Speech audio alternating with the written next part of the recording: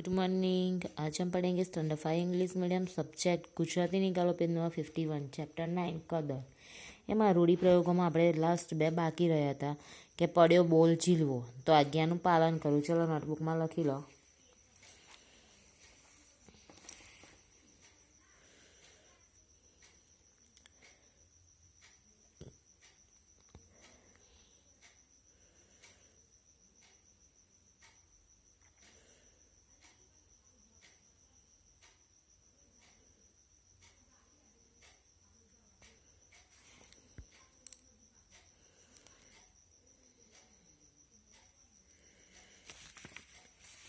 બીજું છે માથે ચારેય હાથ હોવા, તો થશે રહેમ દ્રષ્ટિ હોવી.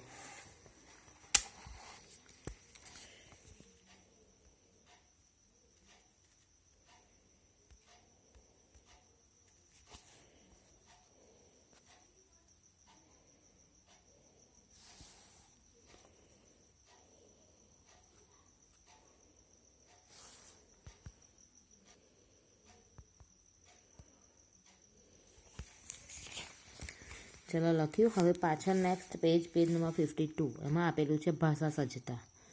તો જુઓ, એમાં નીચેના વાક્યો વાંચો. એમાં વાક્ય આપેલા છે એની રૂડપ ઉડીને આંખે વળગે એવી. એની રૂડપ જે છે એ ઉડીને આંખે વળગે એવી છે. સેકન્ડ વાક્ય છે વડોદરાને વેગડું મૂકવા પગ ઉપાડ્યા. અને ત્રીજું વાક્ય છે જગદંબા તમારી ભેર કરે.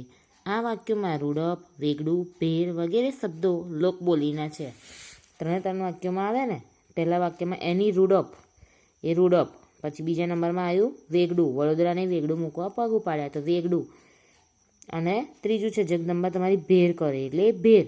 એ ત્રણ શબ્દો લોકબોલીના છે. લોકબોલીના આ શબ્દોને તળપદા શબ્દો કહેવાય છે. આવા બીજા શબ્દો પાઠમાંથી શોધીને લખો.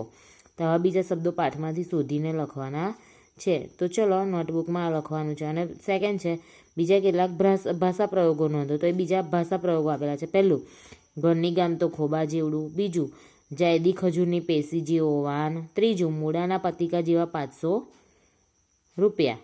તો ચલો આટલું તમારે નોટબુકમાં લખવાનું છે. તો લખી લો અત્યારે ભાષા સજ્જાનું ટાઇટલ આપીને. ભાષા સજ્જતા. નીચેના વાક્યો વાંચો, 3 વાક્યો. પછી આ તળપદા શબ્દોની વ્યાખ્યા અને બીજા કેટલાક ભાષા પ્રયોગો એ લખવાનું છે. તો ચલો લખી લો.